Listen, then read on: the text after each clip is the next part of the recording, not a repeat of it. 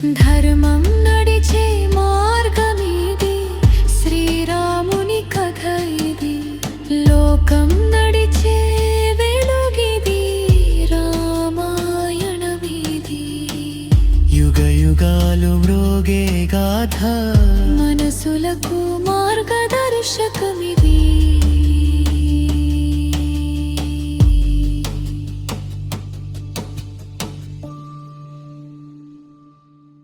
రామాయణం 24,000 శ్లోకాలు. మొత్తం 6 కాండలు. అవి బాలకాండ, అయోధ్యకాండ, అరణ్యకాండ, కిష్కింధకాండ, సుందరకాండ, యుద్ధకాండలు. 6 కాండల మీద ఒక కాండ ఉత్తరకాండ. రామాయణాన్ని ఆదికావ్యం అని అంటారు. కేవలం రాక్షస సంహారం కోసమే రామావతారము వస్తే, రావణుడిని చంపిన తరువాత ఆయన అవతార సమాప్తం చెయ్యాలి. కాని ఆయన బాలకాండలో ఒక ప్రతిజ్ఞ చేశారు. అదేంటంటే, దశవర్ష సహస్రాణి దశవర్ష శతానిచ, నేను 11,000 సంవత్సరాలు ఈ భూమండలం మీద ఉండి ఈ భూమండలానంతటిని పరిపాలిస్తాను అని. రాముడు 14 సంవత్సరాలు అరణ్యాలలో గడిపాడు. భగవంతుడు కనుక రాముడు తన తండ్రిని చాలా గౌరవించాడు. భగవంతుడు కనుక రాముడు నిరంతరం ధర్మాన్ని పాటించాడు. భగవంతుడు కనుక రాముడు తన జీవితంలో ఒక్క భార్యతోనే ఉన్నాడు. భగవంతుడు కనుక ఇలా అనుకుంటే రామాయణం యొక్క ప్రయోజనం ఏమీ ఉండదు. రామాయణంలో రాముడు ఒక భగవానుడిలాగా బ్రతికి చూపించలేదు, ఒక మనిషిలాగా బ్రతికి చూపించాడు. మనం ఎలా బ్రతకాలో చూపించాడు. అందుకే రామాయణం ఎంతకాలం ఉంటుందో, ఎంతకాలం చెప్పుకుంటామో, ఎంతకాలం చదువుతామో, ఎంతకాలం రామాయణం మీద విశ్వాసముంటుందో అంతకాలం మానవత్వం ఉంటుంది. మానవత్వం లేనప్పుడు మనిషిగా పుట్టి ప్రయోజనం లేదు. తల్లిదండ్రుల దగ్గర, సోదరుల దగ్గర, గురువుల దగ్గర, భార్య దగ్గర ఎలా ఉండాలో, ఒక మాటకి కట్టుబడి ఎలా ఉండాలో రాముడిని చూసి నేర్చుకోవాలి. యత్ర యత్ర రఘునాథ కీర్తనం తత్ర తత్ర కృతమస్తకాంజలిం, భాష్పవారి పరిపూర్ణలోచనం మారుతిం నమత రాక్షసాంతకం. ఎక్కడన్నా రామాయణం గూర్చి మాట్లాడుతుంటే స్వామి హనుమ తప్పకుండా వచ్చి వింటారు. రామ అంటే లోకులందరినీ రమింపచేసే నామం. రావణాసురుడు బ్రహ్మదేవుడి గురించి తపస్సు చేసి నరవానరములు తప్ప అన్ని జీవరాశులతో చావు రాకూడదని వరం కోరుకున్నాడు. నరవానరాలని ఎందుకు విడిచిపెట్టావు అని బ్రహ్మ అడగలేదు. రావణుడే చెప్పాడు, ఇంతమందిని అడిగాను, నాకు నరవానరాలు ఒక లెక్క అన్నాడు. రావణుడి దృష్టిలో మనుషులకి ఉన్న స్థానం అది. నరుడంటే అంత చులకనగా చూసే రోజుల్లో నరుడిగా పుట్టి ఒక మనిషి తలుచుకుంటే ఏదన్నా సాధించగలడు అని నిరూపించినవాడు శ్రీరామచంద్రుడు. అందుకే మనిషిగా పుట్టిన ప్రతి ఒక్కరూ రామనామం చెప్పాలి. కూజంతం రామరామేతి మధురం మధురాక్షరం, ఆరుహ్య కవితా శాఖాం వందే వాల్మీకి కోకిలం. రాముడి యొక్క ఆయనం, నడక కనుక దీనికి రామాయణం అని వాల్మీకి మహర్షి పేరు పెట్టారు. అలాగే ఆయన రామాయణానికి సీతాయాశ్చరితం, మహత్, పౌలస్త్యవధ అనే పేర్లు కూడా పెట్టుకున్నారు. వాల్మీకి మహర్షి గురించి స్కాంద పురాణంలో సనత్ కుమారుడు వ్యాస మహర్షికి వివరించాడు. సుమతి, కౌశికి అనే బ్రాహ్మణ దంపతుల కుమారుడి పేరు అగ్నిశర్మ. ఆ అగ్నిశర్మకి చదువు, అనగా వేదములు మొదలైనవి సరిగ్గా అబ్బలేదు. ఆ రాజ్యంలో క్షామం వచ్చి ఎవరూ ఎవరికీ దానధర్మాలు చేయడం లేదు. కాబట్టి అగ్నిశర్మ తన భార్య, పిల్లలు, తల్లిదండ్రులతో అరణ్యానికి వెళ్లి అక్కడ దొరికే కందమూలాలు, తేనెలాంటివి తెచ్చుకుని బ్రతుకుతున్నాడు. చదువు సరిగ్గా అబ్బనందువల్ల అక్కడ ఉండే దొంగలతో స్నేహం చేసి దొంగతనాలు చేయడం ప్రారంభించాడు. ఒకసారి అటుగా వెళుతున్న కొంతమంది మహర్షులను ఆపి, మీ దగ్గర ఉన్నది ఇవ్వండి, లేకపోతే చంపుతాను అన్నాడు. ఆ మహర్షులలో ఉన్న అత్రి మహర్షి, నువ్వు ఈ దొంగతనాలు ఎందుకు చేస్తున్నావు అని అగ్నిశర్మని అడిగారు.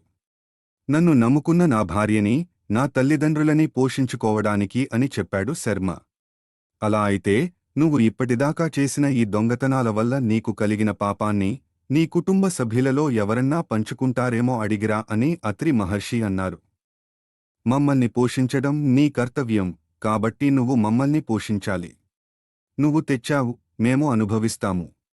కాని ఎలా తెచ్చావు అన్నదానికి ఇచ్చే ఫలితాన్ని నువ్వే అనుభవించాలి అని అన్నారు శర్మ కుటుంబ సభ్యులు. చాలా బాధ కలిగి మళ్లీ ఆ ఋషుల దగ్గరికి వచ్చి నా పాపాలను పోగొట్టుకునే మార్గం చెప్పమన్నాడు.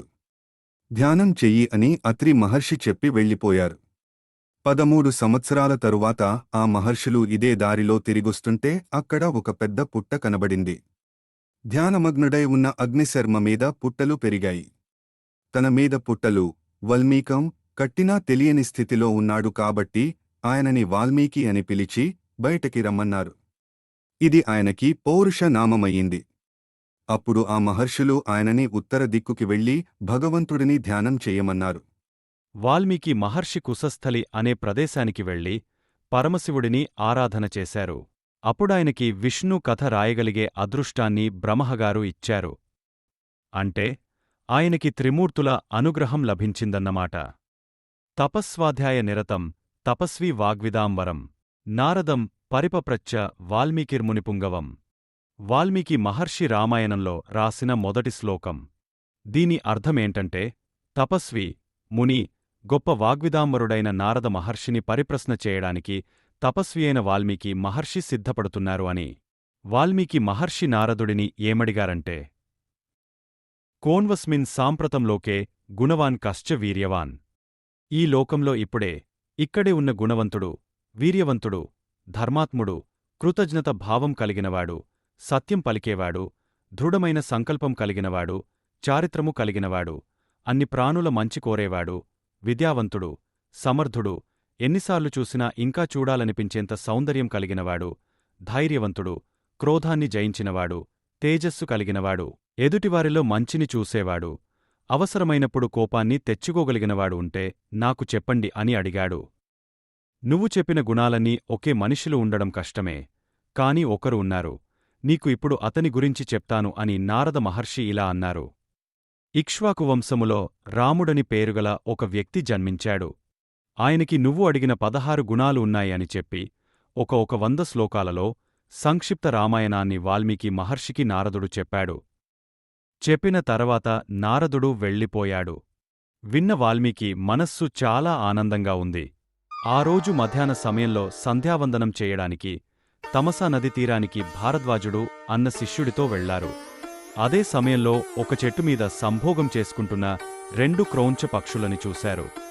అప్పుడే అక్కడికి వచ్చిన ఒక బోయవాడు పాపనిశ్చయుడై మిథున లక్షణంతో ఉన్న ఆ మగ క్రౌంచ పక్షి గుండెల్లో బాణం పెట్టికొట్టాడు. కిందపడిన ఆ మగ పక్షి చుట్టూ ఆడపక్షి ఏడుస్తూ తిరుగుతుంది.